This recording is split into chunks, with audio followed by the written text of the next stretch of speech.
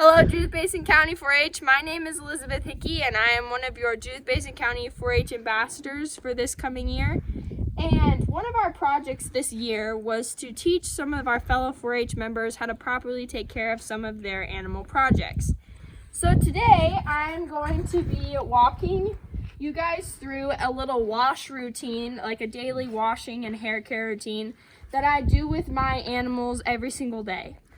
Right here I have one of my Angus heifers. Her name is Nubs because her ears got frozen off when she was a little baby. But I am going to teach you guys how to properly wash them and take care of your animals to get them ready for show. To start off washing your heifer, I'm going to teach you guys how to properly rinse them.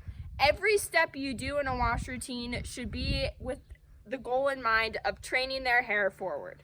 So when you start washing your heifer, you want to rinse her whole body before you start applying soap. So I'm just going to turn my hose on. And when I do this, I kind of hold the hose above and I spray the hair forward. So I'm training it to point towards her neck. What this does is it gives a more clear profile appearance to your calf.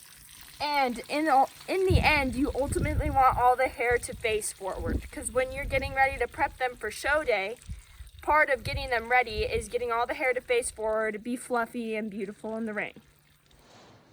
All right, now we are going to start applying soap to our heifer so we can get her washed.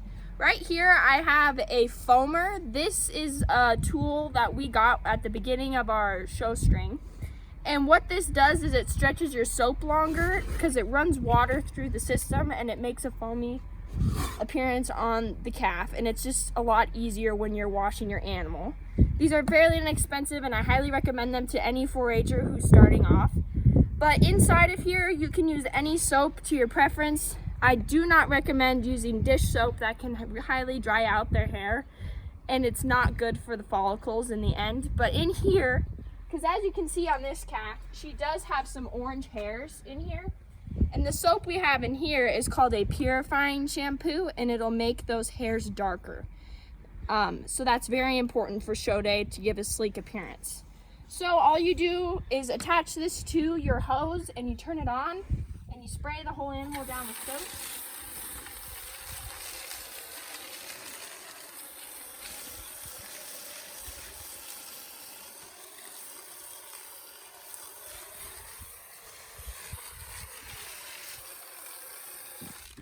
Now you're ready to scrub them down.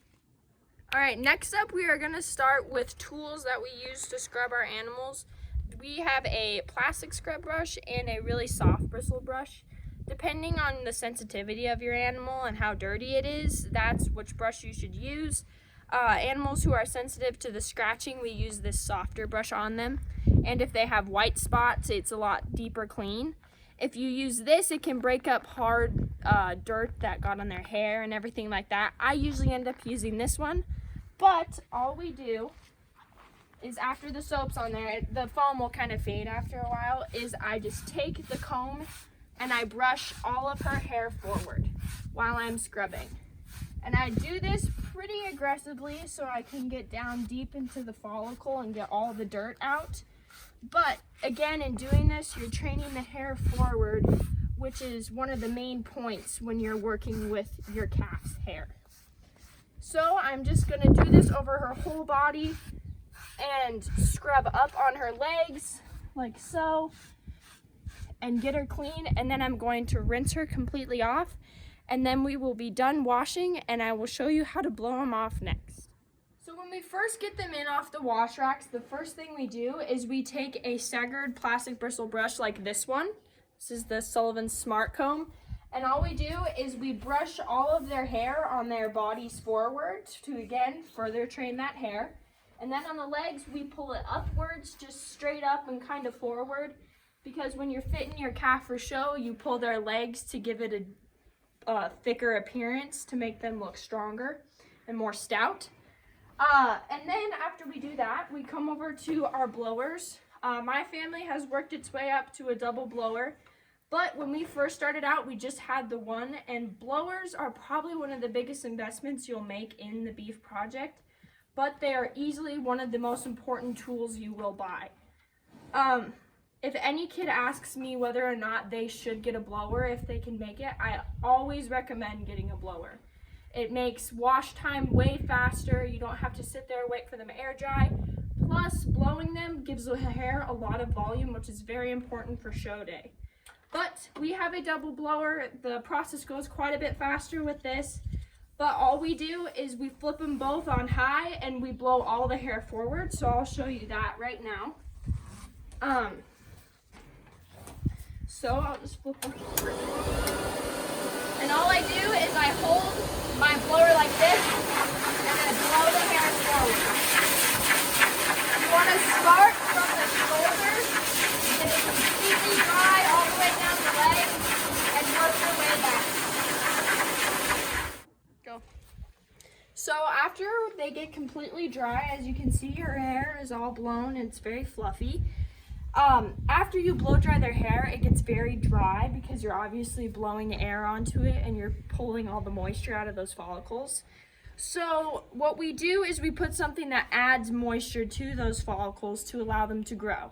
Because the whole reason in doing this is not only to train the hair, but to also promote new hair growth, so you have as much to work with as possible when it comes to prepping them for show.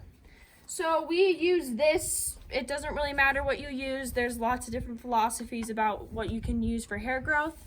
You can do a lot of research on that if you're up to it, but we just use this Clean Sheen. It has vitamins in it that promote hair growth, and it gives a really nice moisture to each hair follicle. So all I do is I spray a light mist over her whole body, making sure I get each and every strand. And then I just take my comb, the same comb we use to comb them forward, and I comb them kind of diagonally, like kind of forward and up, just to really get that product deep down into the root of the hair. And after I do this over her whole body, we're going to blow that into the root of the hair. That may seem counterintuitive, as I said that blowing it takes the moisture out. But when you put a product like this on the hair follicle, it doesn't do much to it. It just really gets it down deep into the skin to get it right to the root. So I'm gonna do this over her whole body, blow her once more, and then she'll be ready for the day.